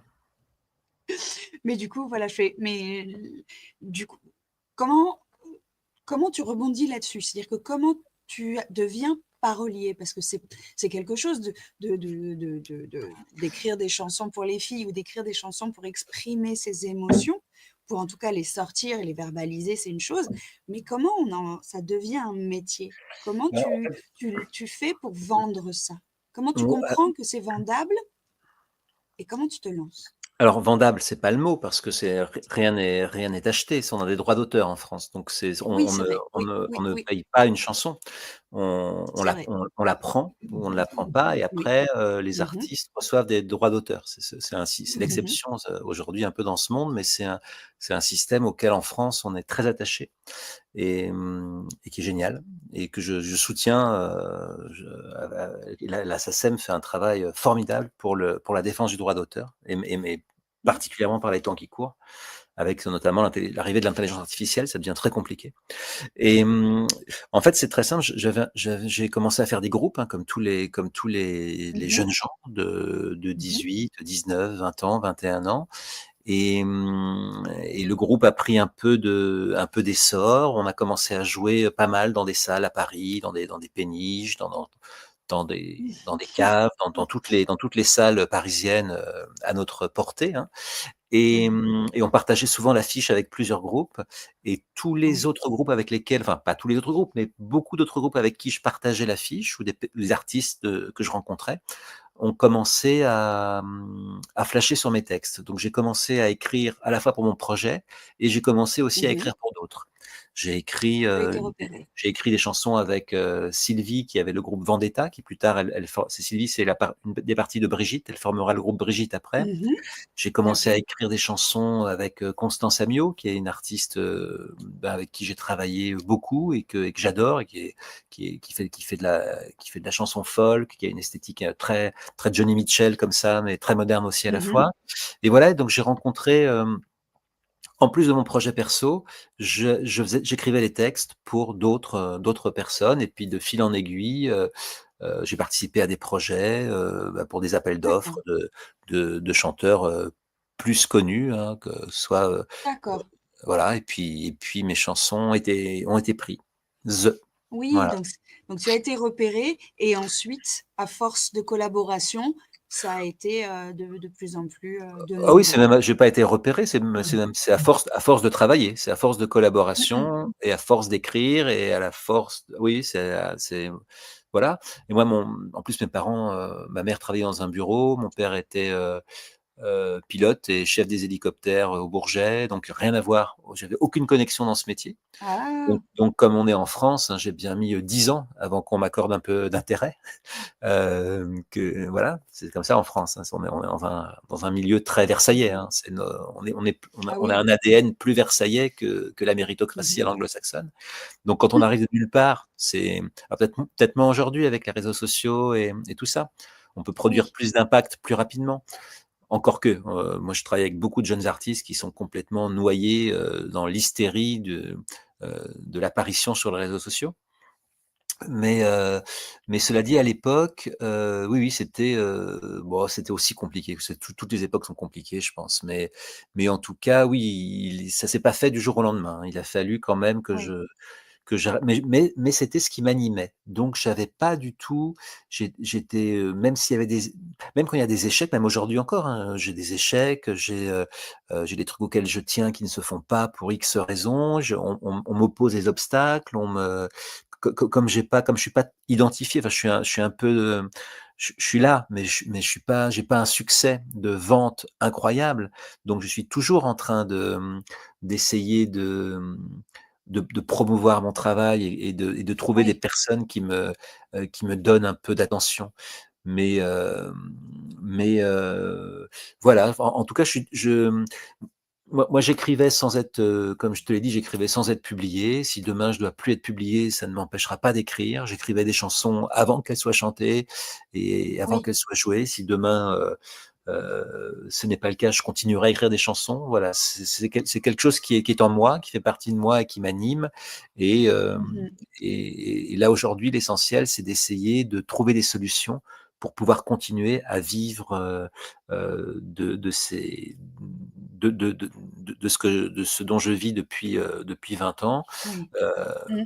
à une époque où ça va devenir de plus en plus compliqué pour les artistes parce qu'il y a une Bien sûr. multitude de projets, il y a de moins en moins de débouchés, il y a de moins en moins hem, les budgets pour la culture, mais ça se réduit à peau de chagrin. Mmh Hem mh. et l'intelligence artificielle, en plus, vient bousculer complètement le Ah jeu. oui. Donc c'est très compliqué aujourd'hui pour les artistes, à la fois d'émerger, pour les jeunes artistes Mmh. et de tenir dans le temps aussi. Et toi, donc jeune homme, sensible, Tu vois? timide, engagé, passionné, comment tu survis quand tu débarques dans ce monde qui est de la musique, du showbiz? Même si tu y es un petit peu même si tu n'es pas exposé, tu es quand même forcément en collaboration avec des gens, Ouais. peut-être compliqués ou difficiles. Comment tu gères ça et comment tu fais aujourd'hui pour t'en être protégé? C'est-à-dire pour ne pas justement, comme tu disais tout à l'heure, parler très fort et comment me vendre, comment me promouvoir? Bah, fais comme les autres quoi, parle fort, montre-toi, et comme c'est pas dans ta nature, comment tu fais pour survivre dans ce monde? Bah, je survis par ma longévité, déjà, Mmh mh. et je survis en étant hyper créatif. Mmh. Et en travaillant sur divers projets, et en Ouais. essayant d'être pertinent sur plein de projets. Donc, voilà, parfois je travaille vraiment dans le vide et puis parfois il y a un projet qui prend un peu de lumière pour des raisons, voilà, qui parfois s'expliquent, parfois qui ne s'expliquent pas, et ça me Mmh. permet d'avoir un peu de lumière pour continuer à faire d'autres projets. Mais rien n'est jamais acquis, et je touche encore le bois de mon radeau guitare là Mmh. pour que Mmh. ça continue. Mais oui, moi j'ai pas de succès, commercial qui me donne du pouvoir, et aujourd'hui le problème, on le voit, ce qui donne du pouvoir, c'est à la fois le succès en termes de chiffres Oui. et le nombre de followers que tu as sur Mmh. Insta ou sur TikTok ou ce que tu veux, c'est ça qui donne du Oui, pouvoir. oui, en termes Et d'actualité et de people, et enfin d'actualité people en tout cas. ouais, et c'est ça qui est compliqué, c'est que pour des artistes qui ne sont pas forcément des influenceuses ou des influenceurs, Mmh. c'est, Mmh. comment continuer à faire vivre une œuvre ou à entamer ou à commencer une œuvre, hein. Moi, Oui. je vois des jeunes gens qui aujourd'hui, prennent plus de temps finalement à être influenceuses ou influenceurs, plutôt que d'écrire des chansons. Donc c'est compliqué, C'est pas sur le buzz, ouais. et voilà. Mais je donne par ailleurs beaucoup d'ateliers d'écriture dans diverses structures, hein, à Astafor chez Francis Cabrel, où j'accompagne, des projets, et puis je participe aux rencontres d'Astafor aussi en tant que coach pour les Mmh. textes. À l'école Les Mots à Paris, qui est une école de creative writing où je Oui. donne des ateliers d'écriture de romans jeunesse notamment, et Mmh. j'accompagne des romans jeunesse pendant 10 séances, j'accompagne des projets. et au CIFAP également, enfin dans divers organismes, je donne beaucoup d'ateliers d'écriture et j'adore ça parce que j'adore être au cœur de la création et j'adore l'émulation et l'énergie qu'il y a dans la création. Ouais. Donc, ça me permet aussi L'écriture? de oui, pardon, Séraphine? L'écriture, justement. Tu es dans la Ouais. musique, tu es dans les textes, et tardivement, comme la lecture d'ailleurs, tu te mets tardivement à la lecture alors que tu aimes les mots et que tu aimes jouer Ah, mais avec tu les sais mots, tout, tu es un toi. joueur de mots. Ouais. Oui, Oui, oui, non, non, j'ai commencé à lire très tu t'es mis tard, en à fait. lire tard Oui, et oui, tu t'es mis parce à écrire alors du romanesque tard aussi. non, Une espèce de quoi? De crise de crise de la quarantaine précoce? non, pas du tout, parce que j'ai toujours écrit, en fait, mais j'écris, j'ai écrit d'abord sans lire. J'étais pas un grand lecteur. Je lisais des Marvel ou des trucs comme ça dans ma jeunesse, mais Mmh. j'étais trop bébé, moi, au collège, au lycée, j'avais Madame Bovary. J'étais trop bébé, en tant que garçon, en plus, pour comprendre les subtilités et l'ironie et l'humour de Flaubert. Et donc j'ai lu très tard. J'ai lu quand j'avais 20 ans et quand j'étais à Paris, que j'habitais seul et que j'ai eu besoin des livres un peu comme des instruments qui m'accompagnaient dans les rues de Paris. C'est un peu le tsundoku là, le concept japonais. J'avais des livres, pas forcément pour les lire, enfin bon, je finissais par les lire, mais pour bénéficier aussi de leur âme Ouais. intérieure et ils illuminaient ma chambre et ma vie. Et, et donc j'ai lu assez tard et j'ai écrit, non, oui, mon premier roman, c'est parce que mais j'écrivais mon journal intime sur internet Oui. et c'était à l'époque, j'avais beaucoup de lecteurs parce que c'était juste avant les blogs. Et il y avait pas beaucoup d'offres, en fait, en écriture. Si tu aimais la littérature, voilà, sur internet, il y avait pas beaucoup d'offres comme il peut y avoir aujourd'hui. Et donc j'avais à peu près 3000 lecteurs ou lectrices par soir. Et mon premier éditeur, Stéphane Million, lisait mon journal et c'est comme ça qu'il m'a proposé d'écrire un premier roman. Et D'accord. voilà, puis après de fil en aiguille, j'ai suivi Stéphane dans diverses aventures, quand il est arrivé chez Robert Laffont, je suis allé chez Robert Laffont, et cetera, et cetera. Et j'ai fini par écrire assez régulièrement, je pense, voilà, des romans. Mais au départ, non, non, j'ai toujours écrit. C'est juste que j'ai publié assez tard parce que Stéphane est venu me chercher et m'a aidé vraiment en ce sens. D'accord. D'accord, donc les chansons, on passe au roman, et arrivent, du coup aussi les prix, parce qu'on en a parlé tout à l'heure. Tu as eu le prix, ah, le prix pour l'ensemble de ton œuvre par la SACEM, enfin le Ouais, de création par la ouais. SACEM, et l'Académie française. Ça ouvre quelle porte d'être reconnu par la SACEM et l'Académie française? C'est pas rien? Alors, je pense qu'aux États-Unis, j'aurais déjà des postes dans des universités.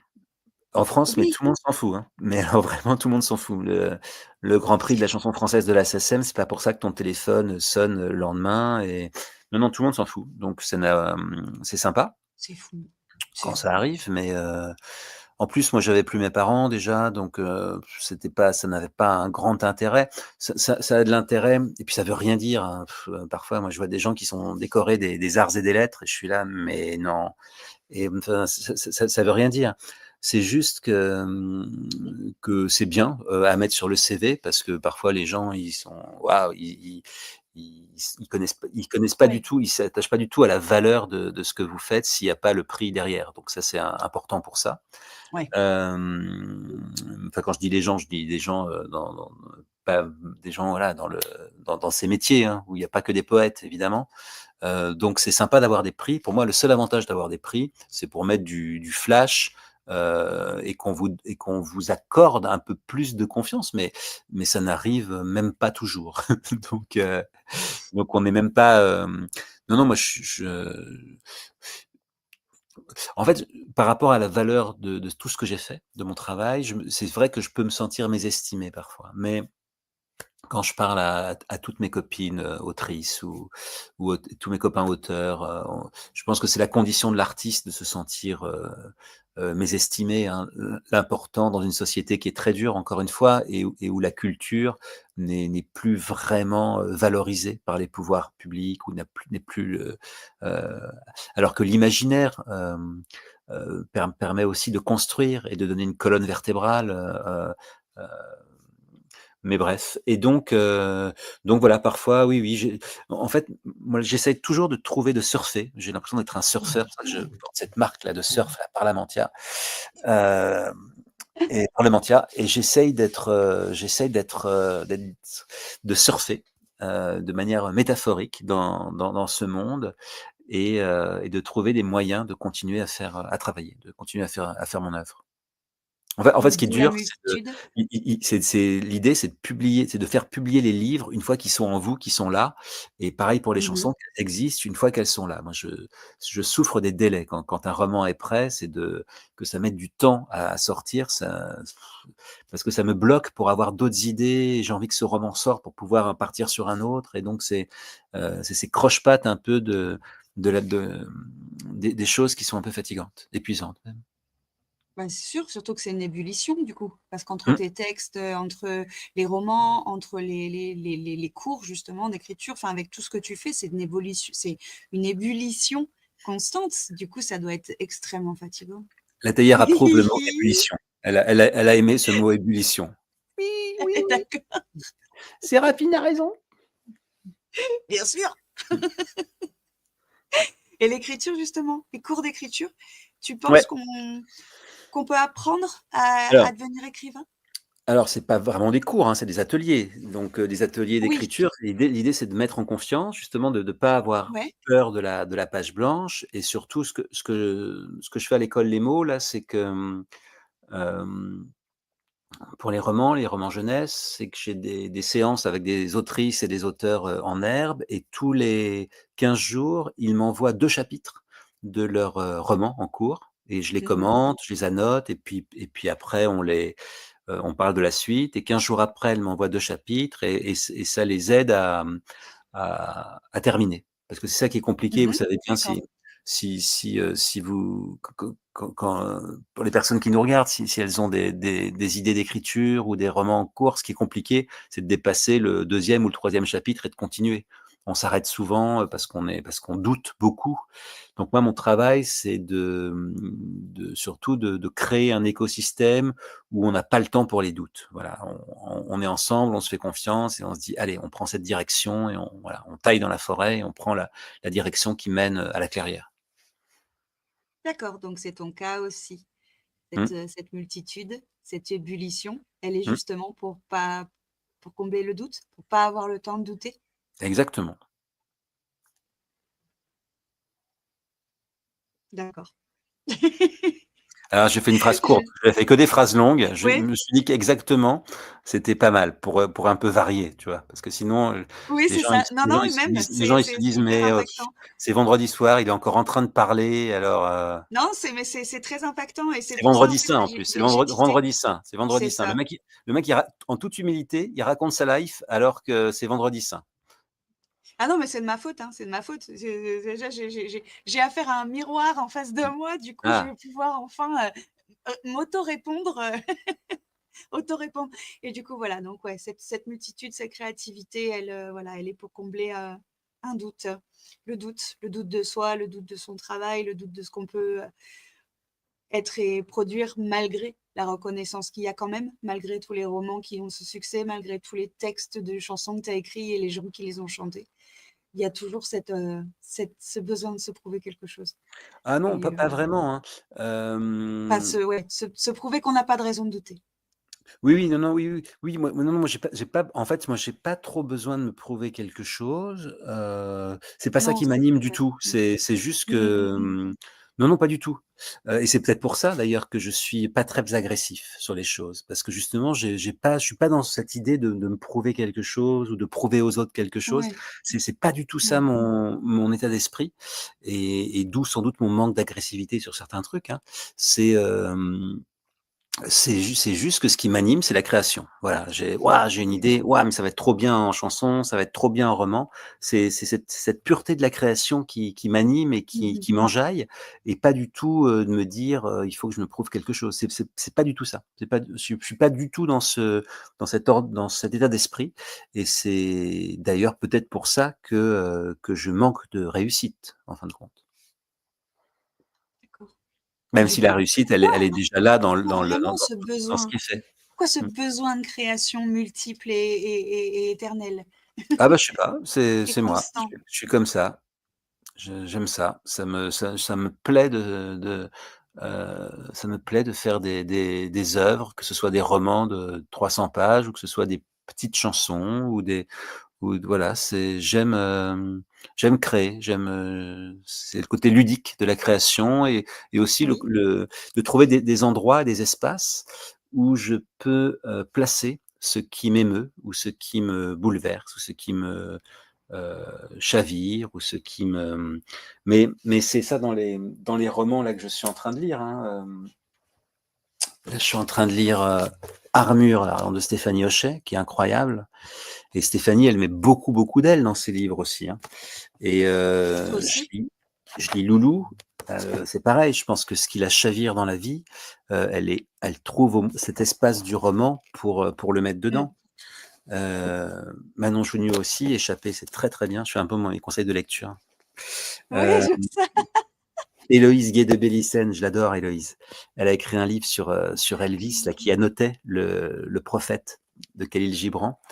Je l'ai pas encore lu, mais Oh! ça a l'air trop bien, c'est ma prochaine lecture et puis, Emma Becker, on l'adore Emma et bah, c'est pareil, Le Mal joli, alors il y a ce souffle de passion dans ce livre, mais c'est voilà, moi j'adore ces filles, hein. C'est des filles Ouais. qui elles mettent, à un moment donné où elles se décident à écrire leur livre, elles mettent ce qu'elles ont dans le Mmh. cœur, c'est comme Amy Winehouse, hein, c'est que c'est pas neutre, hein, c'est ce qui se passe dans leur vie, ce qu'elles ont dans le cœur, pan, ça part dans le livre et moi je suis pareil.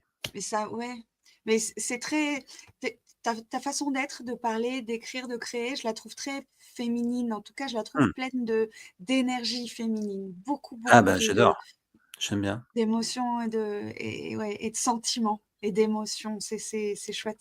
J'aime vraiment cette énergie et cette douceur que tu dégages. C'est très, très inspirant et je t'en remercie Eh ben, ça me fait infiniment.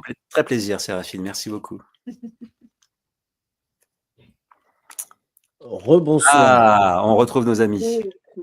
Ah oui, oui, ben, Désolée, on j'ai est fait Date. un peu long, mais je J'avais un date j'ai avec fait très long, Séraphine et pardon. hop, ça y est. Ouais, c'est ça, je vous avais Bravo, hein, oublié, bravo pardon, pour un vendredi excusez-moi. soir, hein. ah bah, c'est ça, hein, c'est ah mais tu vois quand je sais pas si tu t'en souviens à Saint-Raphaël, quand on avait parlé de l'émission, qu'on a sorti l'agenda, qu'on a pris le rendez-vous, je t'ai dit: «Mais tu passeras un moment avec Séraphine?» Tu m'as dit: Mais «Oui» bien tout de sûr, suite. bien j'ai Voilà, dit tu oui. vois? Ah ouais, Ah ouais. J'ai dit oui. j'étais déjà partie. Ah oui, oui, en plus elle m'a dit au début, elle m'a dit: «Ouais, je passerai un petit moment avec lui, j'ai beaucoup de choses à lui dire». Mais j'ai dit: «Mais pas de souci Voilà. Séraphine, hein». Je Voilà. veux Et ben, en savoir tout cas, quoi merci à trouver. toi. En Merci tout cas, bah, énormément. Merci beaucoup Merci. Séraphine, merci, c'était très Merci plaisant. pour ta sincérité, ton ouverture, vraiment merci. Mmh. Pardon, excuse-moi Flo, mais il y a pas ouais, de non, c'est vrai, souci. vous êtes là, C'est pardon. que je vois que Sonia a mis un petit message, justement dans le chat privé, donc si tu veux en Ah, je l'ai parler à pas vu. Jérôme, Qu'est-ce bah, il y a Ah, pas de j'ai Ouais, pas donc souci. de vu non marquer plus. homme à multicasquette, mais également multilecteur, parce que OK, 3 livres en même temps, Oui, ouais, Ah bah bah, oui. il c'est un s'y est mis truc, tard, hein, à la lecture, donc il se mmh, rattrape. exactement. Eh ben, en tout cas, merci. Puis tu as vu, que pendant quand vous parliez, donc effectivement, on a revu, la Ah, couverture trop donc bien. de cet album, hein, donc Merci. on finira, hein, je vous l'annonce, chers amis, on finira, le générique, par une autre chanson, de Jérôme, justement, Beluga. Si tu veux nous en dire, 2-3 mots sur cette chanson, Jérôme? Ouais, Beluga, en fait, je l'ai écrite parce que, bah, c'est exactement ce que je disais à Séraphine, c'est qu'il y a eu un événement qui était un peu trop fort pour moi. C'était en été, c'était un beluga, donc une sorte de poisson, baleine, qui s'est échoué dans la Seine. Alors on ne sait pas pourquoi, le beluga est arrivé dans la Seine, parce que, sans doute, soit des ondes de bateaux ou le réchauffement climatique, peu importe. Ce pauvre beluga s'est retrouvé, à des milliers de kilomètres de chez lui, coincé dans cette petite Seine, enfin bon, qui est quand même bien vaste, hein. Mais c'est pas la Loire non plus, donc voilà, il était un peu dans un tuyau de Seine et tout de suite, des associations ont essayé de l'amener à Ouistreham pour l'amener vers la mer, mais malheureusement, il est mort en route. Il est mort, tout près de la fin et j'ai suivi un peu le périple de ce beluga, dans les in aux infos et ça m'a, assez, bouleversé. J'ai eu enfin, j'ai et je étant très sensible à l'écologie et aux animaux, j'ai décidé d'en faire une chanson et j'ai mêlé ça avec une histoire d'amour qui est un peu mon territoire et mon domaine. Donc voilà, j'ai mêlé ces 2 événements dans cette chanson. Et ben, en tout cas, une chanson qu'on aura l'occasion d'écouter en générique de fin, en guise de Trop bien. générique, justement. Donc, restez jusqu'à la Ah fin oui. du générique. Pour une Ah fois, oui, c'est d'habitude, restez. Ah, Écoutez ces ouais, paroles. Séraphine. Ah, Eh ben, en tout cas, bah, merci à toi. On rappelle effectivement, Jérôme, que tu étais avec nous pour nous parler de ce livre Un furieux besoin d'élégance aux éditions Fayard. Donc voilà, un livre à découvrir que tu tiens également dans les mains. On a eu la chance effectivement d'avoir la chronique de Sonia, d'avoir l'extrait Et merci de merci Marie. Sonia et merci Séraphine. Merci. Voilà, donc en tout cas, merci merci à à toi. toi. Et merci Je- Florian pour ce génie de l'apparition des trucs au moment où on en parle là, Ah, t'as vu? Ah, c'est. bravo, hein. Bravo. Franchement, Merci. Bah, le merci maître à de toi. cérémonie, Ah, j'ai était pas là. d'Oscar, mais peut-être un Ouais. jour. Tiens, Pour l'ensemble de ton œuvre. pour l'ensemble de ton œuvre, Ah, merci. Donne. pour l'ensemble de ton œuvre, pour Entre l'encre et les mots, voici ta récompense. Eh ben, merci à toi. En tout cas, ce fut un réel plaisir de t'avoir avec nous ce soir. Je remercie toutes les personnes qui ont posé des questions. Je Oui, remercie bien merci. évidemment Sonia, je remercie Séraphine et je remercie aussi Marie. Et je rappelle effectivement que nous nous retrouvons donc ce mercredi avec notre ami Harold Cobert pour son livre. Sonia, Le procès Mein Kampf. Et en plus, il a non, c'est plus pas de cheveux, celui-là. Et en plus, il je a me plus trompe de couverture. il a plus de Voilà. cheveux que Florian et moi réunis. C'est vrai. Ah oui. C'est ça que C'est j'aurais vrai, dû c'est poser comme question. On lui demandera. Ouais. S'il nous Quelle est regarde ta ce soir, marque on de lui posera. shampoing? Quelle est ta marque de shampoing? Non, et en plus, j'ai hâte de le recevoir parce qu'en plus, quand on s'est vu à Lyon, il a parlé de rugby. C'est un fan de rugby. Donc, Ah, effectivement, on va ok. parler rugby. Donc, on va passer un très, très bon moment. En tout cas, voilà, merci à tous d'être avec nous. Je remercie Dominique qui nous dit un super beau moment. Quel plaisir. Laurent qui nous dit merci pour cela avec l'élégance d'un prince chansonnier et des mots. Voilà, merci beaucoup. Bravo Séraphine, bravo à tous, nous dit Joël. Donc, vraiment, merci à toi. Si tu veux avoir le petit mot de la fin, cher Jérôme, avant de lancer le Non, je vous générique. remercie. C'était un moment très agréable. C'est passé vraiment en une étincelle. Et voilà. Et merci Sonia, merci Séraphine. C'était remarquable d'être entre vos mains un instant. Et merci Florian pour cette maestria de maître de cérémonie. Le maestria merci de à toi. cérémonie. C'était très agréable.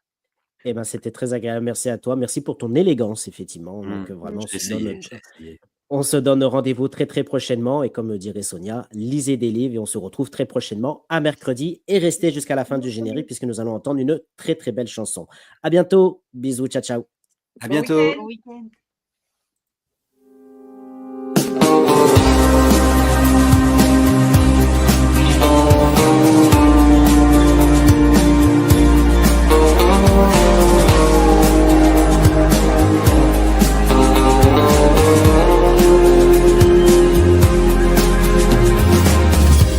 Tu m'as laissé sur le boulevard, la bulle crevée d'un malabar.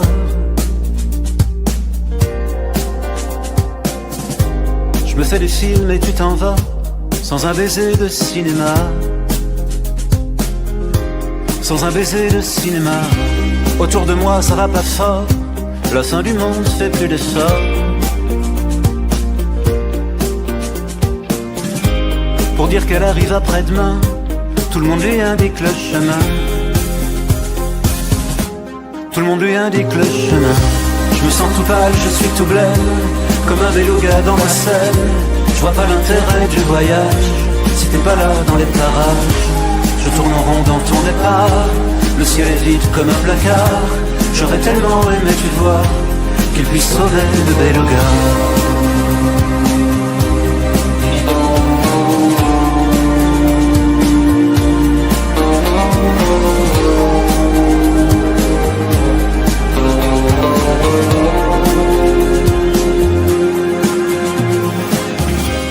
Comme une banquise dans ma mémoire, j'ai laissé fondre ton visage.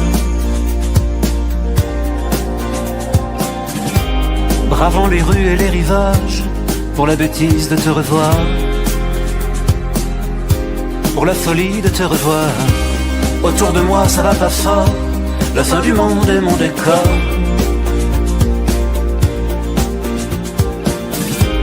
Et je crains que toutes nos excuses ne passent pas la prochaine écluse. Ne passe pas la prochaine église. Je me sens tout pâle, je suis tout blême, comme un beluga dans la Seine. Je vois pas l'intérêt du voyage si t'es pas là dans les parages.